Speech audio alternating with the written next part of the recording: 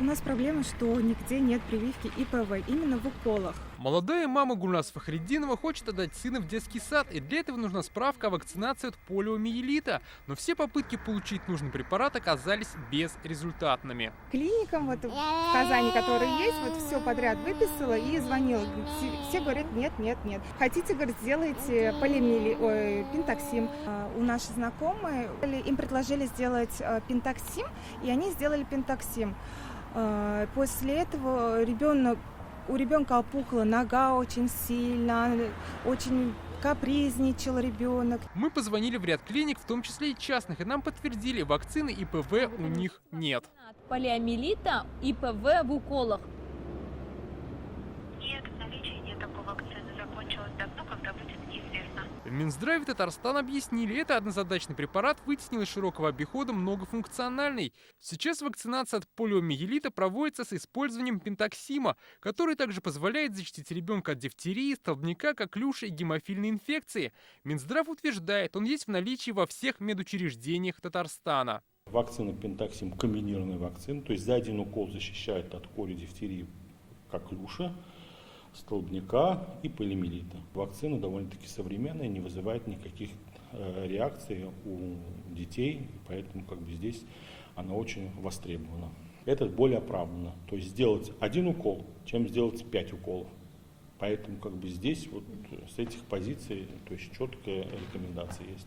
Также татарстанцы заметили отсутствие вакцины от паротита, который защищает мальчиков от бесплодия. Мы обзвонили ряд клиник, и это подтвердилось. Паротита нет, обычно она вроде в комплексе бывает. Коль краснуха, паротит, ММР, но ее у нас нет. Почему? Что она почти закончилась? Как отметили в Минздраве Татарстана, поступление многокомпонентной вакцины ожидается в октябре-ноябре. При необходимости вакцинация от кори может проводиться однокомпонентным препаратом в очагах для контактных лиц. Данная прививка в Татарстане есть. Как пояснили в Минздраве, наша республика направляет в федеральное ведомство заявку на необходимое количество вакцин. Когда и сколько придет, зависит от госконтракта. Против кори, паротита, краснухи, так называемая комбинированная вакцина Бактривир. То есть мы ее получили в первом квартале, за второй на третий квартал вакцина у нас не поступала. Но опять-таки по данным с Министерства здравоохранения Российской Федерации, ориентировочная поставка ожидается где-то в октябре-ноябре. А причина известна? Причина это из-за того, что вакцина производится, то есть для того, чтобы ее произвести, требуется определенное время. По данным Федерального Роспотребнадзора, на доковидный уровень сейчас возвращаются инфекции, заболевания которыми, в том числе из-за ограничений, ранее сократились. Особенно беспокоит ситуация с коклюшем. Его в России в 2021 году выявили более 1000 случаев, в 2022 уже более 3 и в этом более 4. Мы, педиатры, ощущаем на своих рабочих местах, что случаев коклюш становится больше. То есть это заболевание, которое если один раз начинается, человек очень долгое время кашляет. Причем он кашляет очень сильно. Здесь, конечно, вопрос встает о своевременной вакцинации.